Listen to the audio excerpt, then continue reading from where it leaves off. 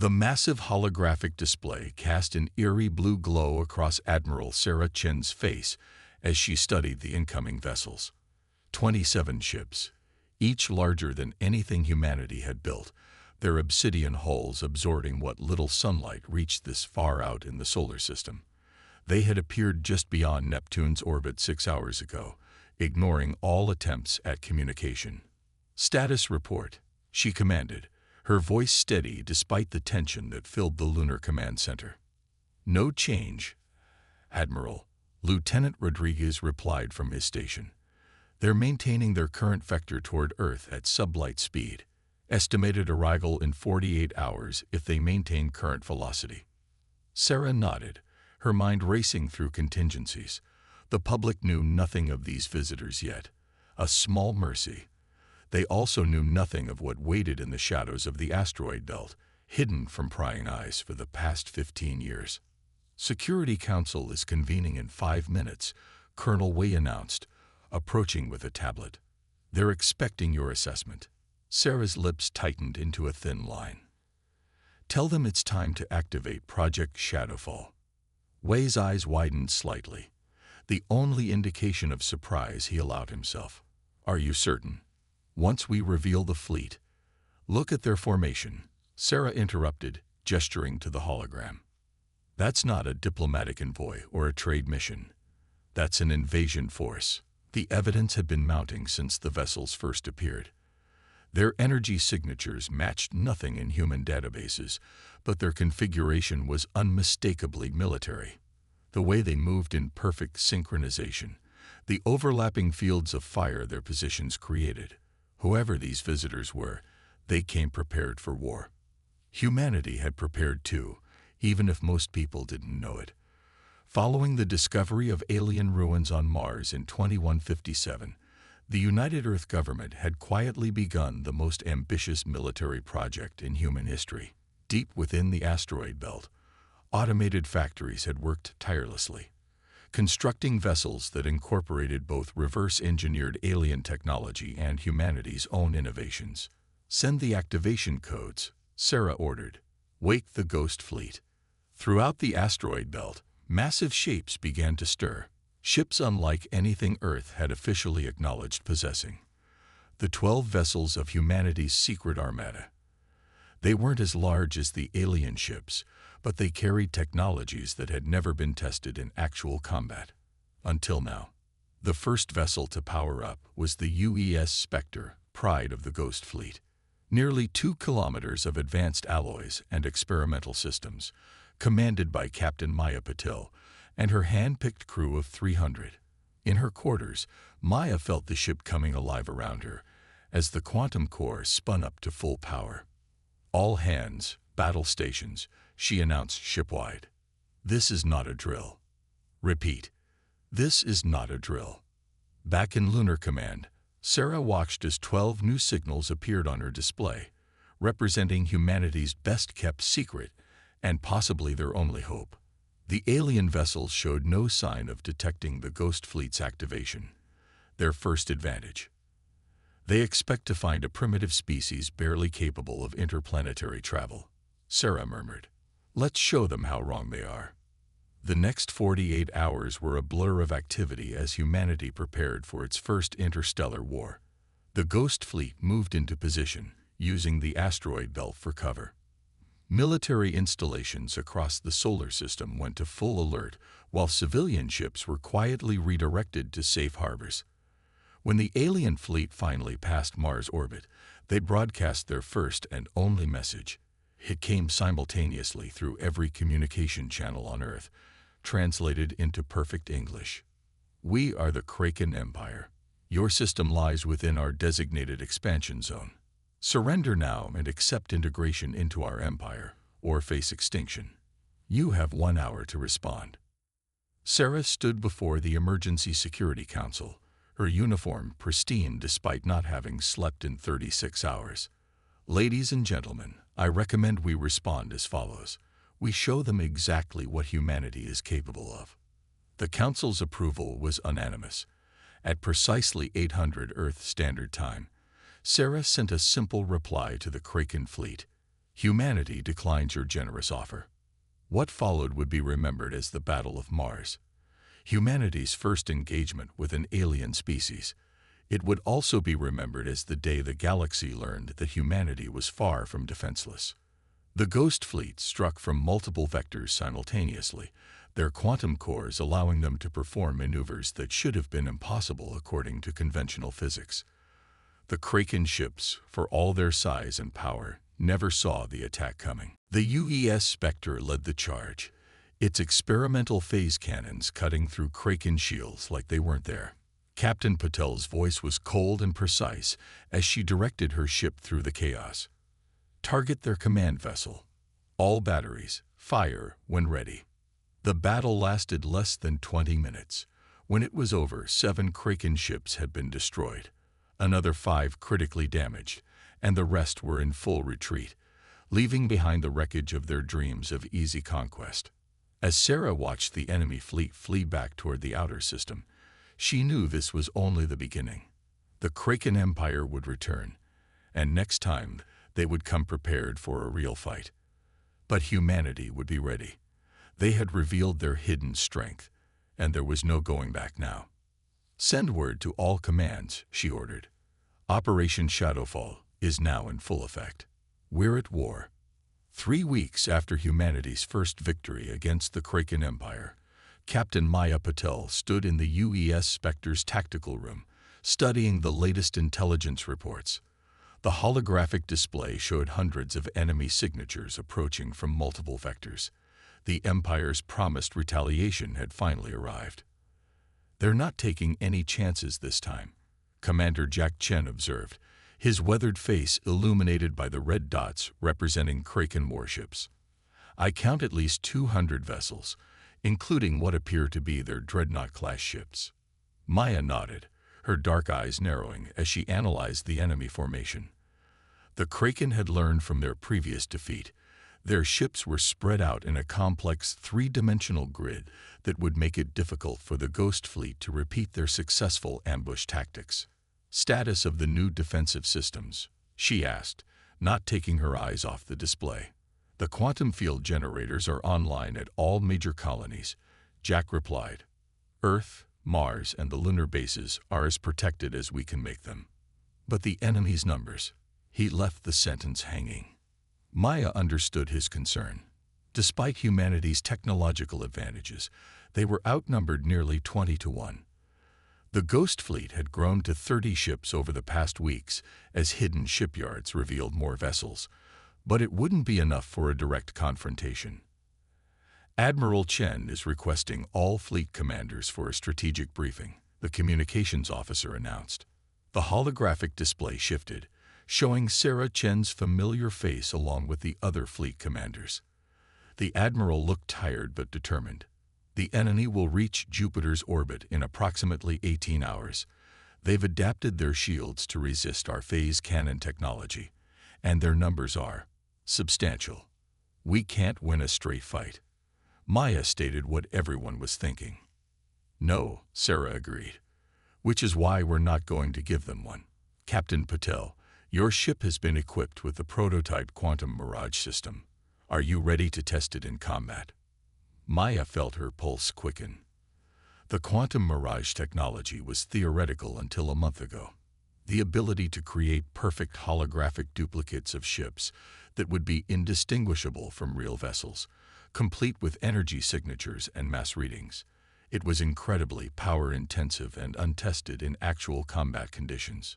"The Spectre is ready, Admiral," she confirmed. "But even with mirages, we're still heavily outnumbered." Sarah's lips curved in a slight smile. "That's why we're going to combine it with Operation Hydra. While you keep their main fleet occupied with phantom ships, we're going to hit their supply lines with everything we've got." The plan was audacious, perhaps even desperate, but Maya saw the logic. The Kraken Empire had extended itself significantly to mount this massive attack. Their supply lines would be vulnerable, and without support, even their overwhelming numbers would mean little in a prolonged engagement. The next 16 hours were a blur of preparation. The Ghost Fleet dispersed throughout the solar system, each ship preparing to play its part in humanity's most ambitious military operation yet. Maya walked through the Spectre's corridors, checking on her crew, ensuring everyone understood their crucial role. In the engine room, Chief Engineer Dr. Sarah Wong was making final adjustments to the quantum mirage system. "It's stable," she reported, her fingers dancing over holographic controls. "We should be able to maintain up to 30 convincing duplicates for approximately 40 minutes before the power drain becomes critical." "That will have to be enough," Maya replied. "Make sure the reactor can handle the strain." As the Kraken fleet approached Jupiter, humanity unveiled its response. The quantum mirage system activated, and suddenly where there had been 30 Ghost Fleet vessels, there appeared to be over 300. Each holographic ship was a perfect copy, indistinguishable from the real ones. The enemy fleet's advance faltered as their sensors registered the apparent massive human armada. Their tight formation began to spread out, trying to adapt to this unexpected development. "They're taking the bait," Jack announced from his tactical station. "Their fleet is dividing to engage our phantom ships." Maya allowed herself a small smile. "Launch Operation Hydra. All real ships, commence attack runs on designated targets. Let's show them why you should never underestimate humanity." The battle that followed would become known as the Jupiter Deception. While the Kraken fleet engaged with hundreds of phantom vessels, the real Ghost Fleet ships struck at their supply lines with devastating precision.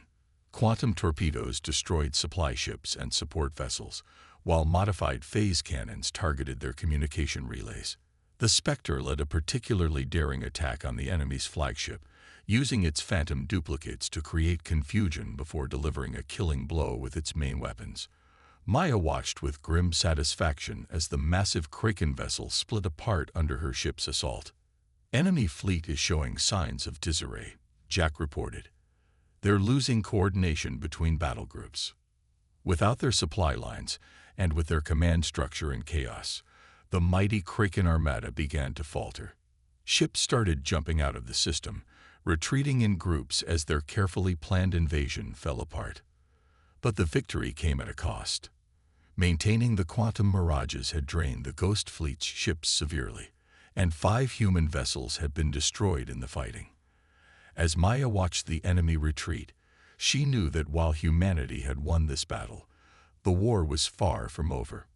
"All ships, stand down to Condition 2. Admiral Chen's voice came through the command channel. "Well done, everyone. But stay alert. This is only the beginning. The Kraken Empire won't take this defeat lightly." Maya looked out at the debris field that now orbited Jupiter, the remains of both human and Kraken ships. They had proved that humanity could stand against one of the galaxy's most powerful empires, but she wondered what price they would ultimately pay for this defiance. "Secure from general quarters," she ordered her crew. "Begin damage assessment and prepare for emergency repairs. We'll need to be ready when they return." The rings of Saturn glittered like diamonds against the void, their peaceful beauty masking the tension that filled the space around them. 2 months had passed since the Jupiter Deception, and humanity's respite was over. The Kraken Empire had returned, but this time they brought something new. Admiral Sarah Chen stared at the sensor readings in disbelief. The enemy fleet approaching Saturn was smaller than their previous force, but each ship now radiated energy signatures that were off the charts. "Analysis," she demanded. Dr. Elena Rodriguez, Earth's leading genotechnologist, stepped forward. "They've integrated quantum technology into their ships," she reported grimly. "Similar to ours, but cruder, more aggressive. They're brute-forcing their way through the physics rather than working with them like we do." "Can they match our capabilities?" Sarah asked, though she suspected she knew the answer. "Their ships are essentially floating bombs," Elena replied. "They're channeling massive amounts of energy through systems that weren't designed for it. It's unstable, dangerous, but effective. They can now generate their own phantom ships, and their weapons have nearly doubled in power." The Ghost Fleet had grown to 40 vessels, but they'd lost the technological edge that had previously helped them overcome superior numbers. The quantum mirage technology that had proved so effective at Jupiter would be useless against an enemy who could now detect the difference between real and phantom ships. Aboard the UES Spectre, Captain Maya Patel received the analysis with growing concern. "They're going to make a push for Earth," she concluded, studying the enemy formation. "Saturn's just a waypoint.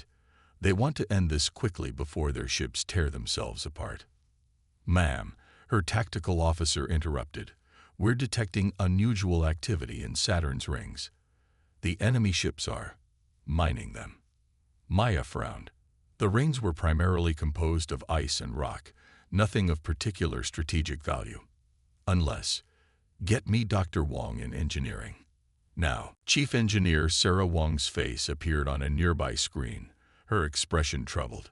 "Captain, I've been analyzing their energy signatures. They're not mining the rings. They're using them as fuel.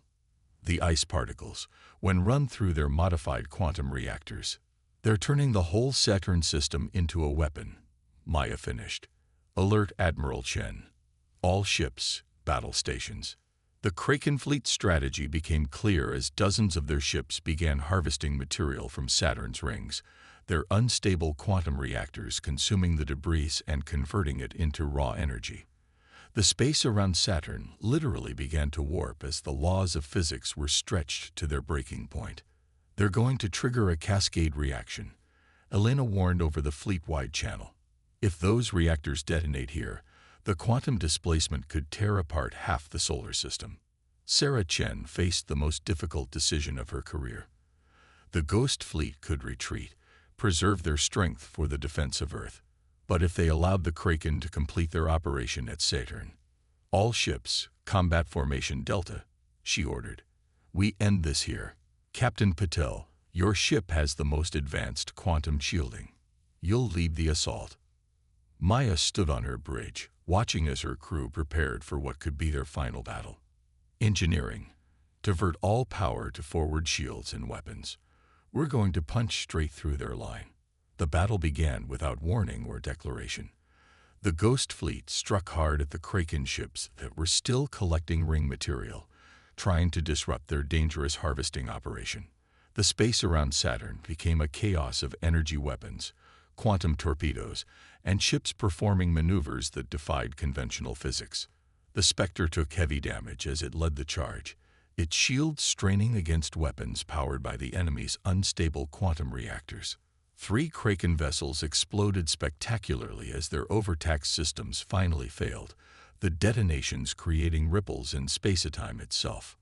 "Multiple hull breaches on decks 4 through 7, Jack reported, his voice steady despite the chaos. "Quantum core is stable but showing signs of stress." Maya watched as another Ghost Fleet ship, the UES Phantom, disintegrated under concentrated enemy fire. The Kraken were losing ships too, but they seemed indifferent to their losses, pressing their attack with frightening determination. "Their reactor signatures are reaching critical levels," Dr. Wong reported. "If we don't stop them soon." A massive explosion lit up Saturn's rings as one of the largest Kraken ships lost containment of its quantum core. The blast created a temporary singularity that began pulling in nearby ships and debris. The battle devolved into desperate chaos as both fleets struggled to avoid being drawn into the growing gravity well. "All ships, emergency maneuvers," Sarah ordered. "Use the singularity to your advantage. Let it trap the enemy ships harvesting the rings." Maya saw the opportunity. "Helm, plot an attack run. Get us close enough to their flagship to deploy the quantum disruptors. Engineering, prepare to overload our Mirage systems. Let's give them." Sarah Chen's voice came through the still-functioning command channel. "All surviving ships, fall back to Mars orbit. We've won this battle, but we need to prepare. They'll be back, and next time they'll be desperate." Maya looked out at the space where Saturn's rings had partially vanished, wondering if they'd just witnessed the opening moves of a war that would reshape not just humanity's future, but the very fabric of space itself. The war room deep beneath Luna Base hummed with tension as Admiral Sarah Chen presented humanity's boldest plan yet. The holographic display showed not their solar system, but a three-dimensional map of Kraken Empire territory, compiled from data captured during previous battles. Their defeat at Saturn cost them nearly half their invasion fleet, Sarah explained to the assembled military leadership. Intelligence suggests they're consolidating their forces for one final push, but we're not going to wait for them to come to us again.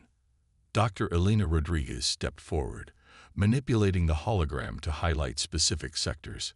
We've decoded enough of their quantum communications to locate 3 of their primary shipyard systems. More importantly, we've discovered why they're so desperate to claim our solar system. The display shifted, showing complex energy readings.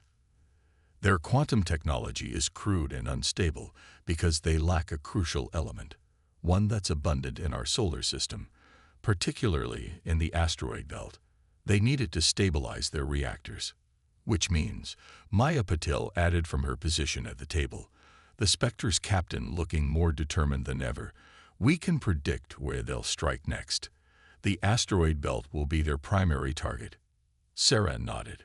Exactly. But instead of fortifying our defenses, we're going to strike first. Operation Starcutter begins in 48 hours. The plan was audacious to the point of insanity. The remaining Ghost Fleet ships would split into 3 groups, each targeting a different Kraken shipyard. But the real breakthrough was the new technology they would carry into battle. In her private lab, Dr. Wong made final adjustments to the prototype quantum fold drive. The theory is solid, she explained to Maya and Sarah. Instead of brute forcing their way through space like the Kraken ships, we'll create controlled quantum corridors, essentially temporary wormholes that will let us bypass their defensive lines entirely. And the risks? Maya asked, watching the complicated equation scroll across multiple screens. Countless, Wong admitted. But we've solved the stability issues that plague their systems. Our corridors will be precise, controlled. We'll appear inside their shipyards before they even know we're coming. The next 2 days passed in a blur of preparation. The surviving Ghost Fleet ships were fitted with quantum fold drives, their crews training relentlessly on the new systems. They would only get one chance at this. Maya stood on the Spectre's bridge as the final countdown began. Her ship would lead Strike Group Alpha against the largest Kraken shipyard. The UES Phantom and UES Wraith, now repaired and upgraded, would command Beta and Gamma groups. All ships report ready, Jack announced from his tactical station. Quantum fold drives are synchronized. Remember, Sarah's voice came through the command channel. This isn't just about destroying their shipyards. We need to prove that humanity isn't just capable of defending itself. We can take the fight to them. Today, we show the Kraken Empire that they made a terrible mistake when they chose Earth as their target. Maya took a deep breath. Strike Group Alpha, initiate quantum fold sequence. Plot course for target designation Sigma 1. Space itself seemed to ripple and twist as the quantum fold drives activated. Unlike the violent, unstable reactions of Kraken technology, the human devices worked with an almost elegant precision. Reality bent, folded, and then they emerged in the heart of Kraken territory. The massive shipyard complex filled their view screens, sprawling structures that dwarfed anything humanity had built, surrounded by half-constructed warships and defense platforms. They're still reading us as their own ships, Jack reported with satisfaction. The quantum fold travel had masked their energy signatures perfectly. Defense systems are inactive. They have no idea we're here. Maya allowed herself a small smile. Let's introduce ourselves. All ships deploy quantum disruptors. Target their primary construction base and power cores. The Ghost Fleet struck with surgical precision. Quantum disruptors, now refined and perfected since the Battle of Saturn, tore through the shipyard's critical systems. The few Kraken ships that managed to power up their weapons found themselves facing an enemy that could literally bend space to avoid their attacks. Enemy vessels approaching from the outer system, Jack announced. Significant force. Looks like they pulled ships from their invasion fleet to respond. As expected, Maya replied calmly. Begin Phase 2. The quantum fold drives activated again, but this time they created something new. A maze of spatial distortions around the shipyard. Enemy ships found themselves trapped in a web of twisted spacetime, unable to reach the ghost fleet vessels that methodically destroyed their manufacturing capabilities. Similar scenes played out at the other two shipyards as strike groups Beta and Gamma executed their own attacks. The Kraken Empire had built its military might on stolen and poorly understood quantum technology. Now they faced an enemy that had mastered it. Primary targets neutralized, Jack reported after 20 intense minutes. Shipyard reactors are going critical. Recommend immediate withdrawal. Maya nodded. All ships, prepare for final fold. Let's show them one last trick before we leave. The Ghost Fleet ships activated their quantum drives one more time, but instead of creating escape routes for themselves, they generated a complex network of spatial distortions throughout the shipyard systems.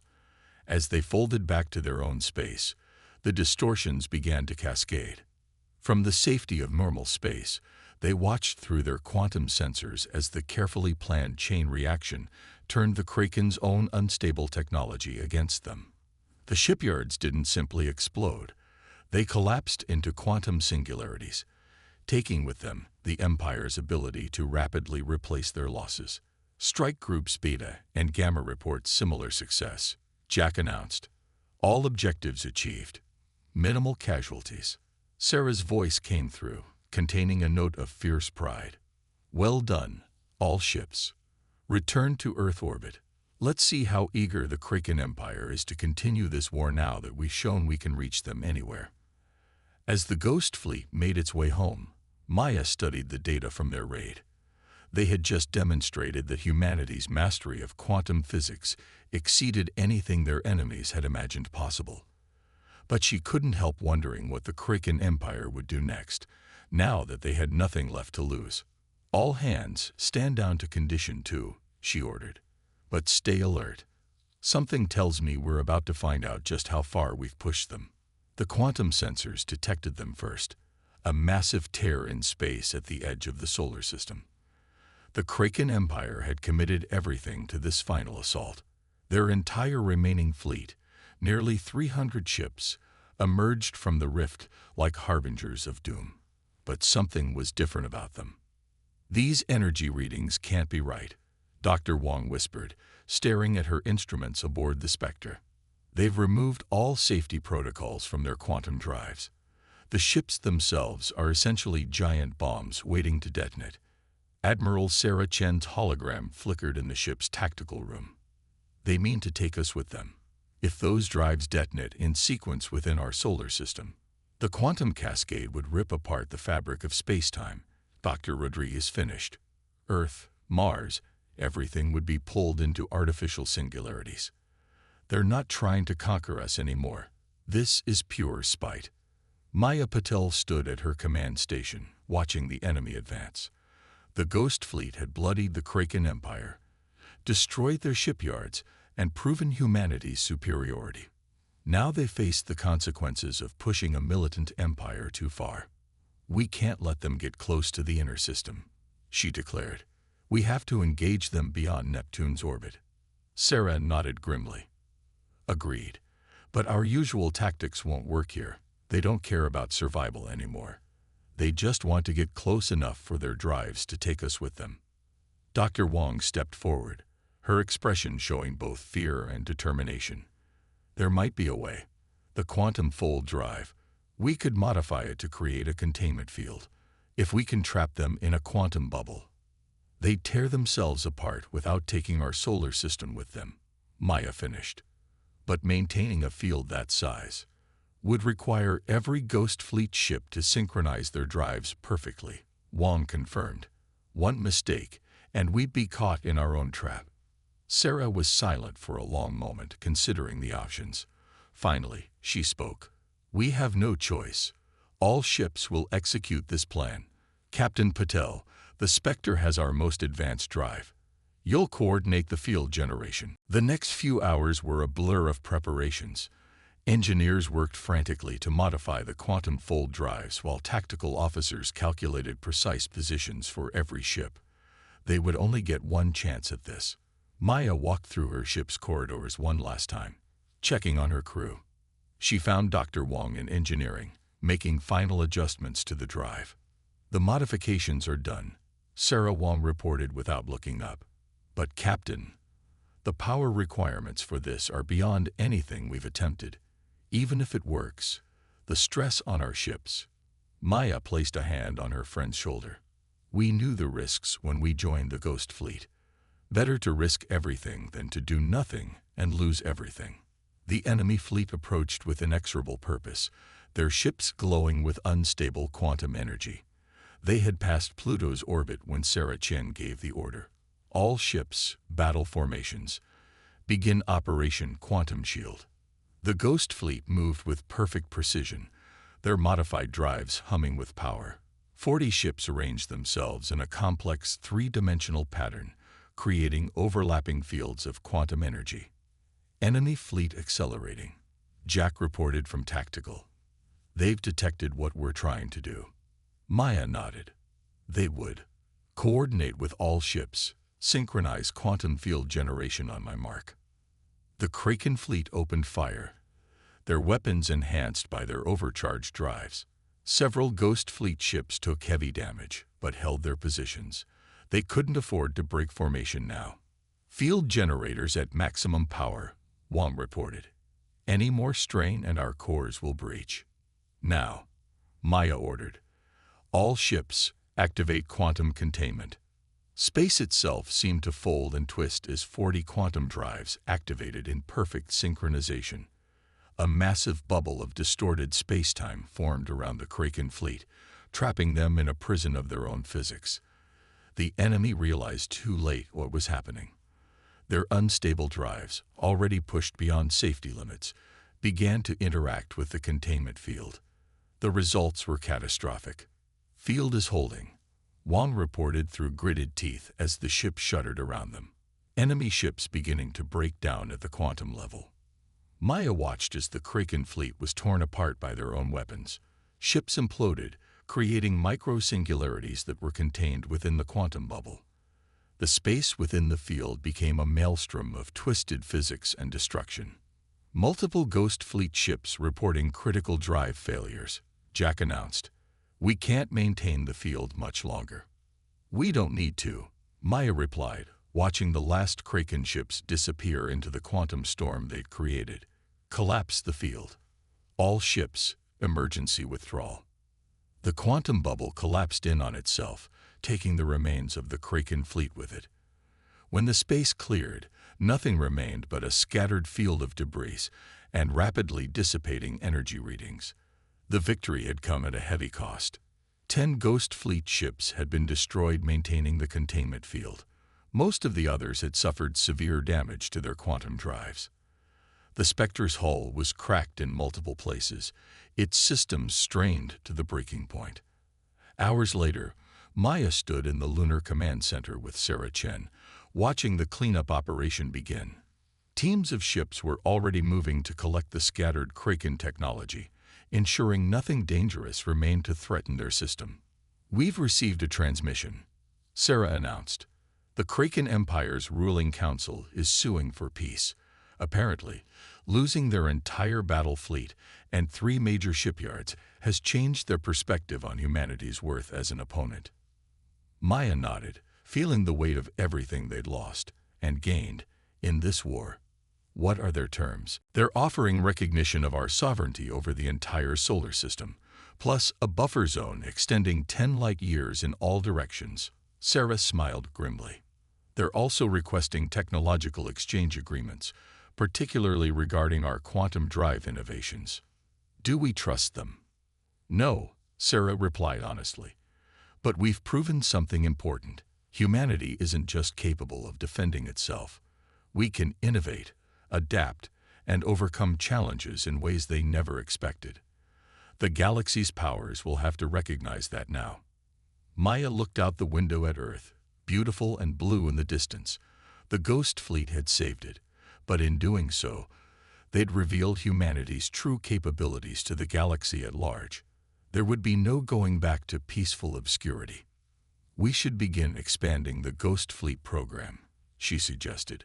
"Other empires will have noticed what happened here. We need to be ready." Sarah nodded. "Already in progress. The quantum fold drive is just the beginning. Now that we know what's out there, we can't afford to stop innovating." The war was over, but humanity's journey was just beginning. They had earned their place among the stars through ingenuity, courage, and the willingness to push the boundaries of what was thought possible. The Ghost Fleet would remain vigilant, guarding their solar system while reaching out to explore the galaxy they had fought so hard to join. As Maya returned to her damaged but proud ship, she reflected that perhaps this had always been humanity's destiny, not to hide in the shadows, but to emerge as a force that even the most powerful empires would have to respect. The price had been high, but the future they had secured was worth every sacrifice.